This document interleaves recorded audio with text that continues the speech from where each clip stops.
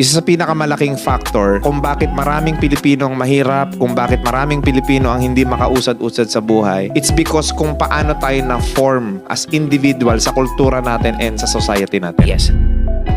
Actually, that's a very interesting topic. The difference between doon sa mga Chinese and mga Filipinos. Totally opposite yun sa Filipino.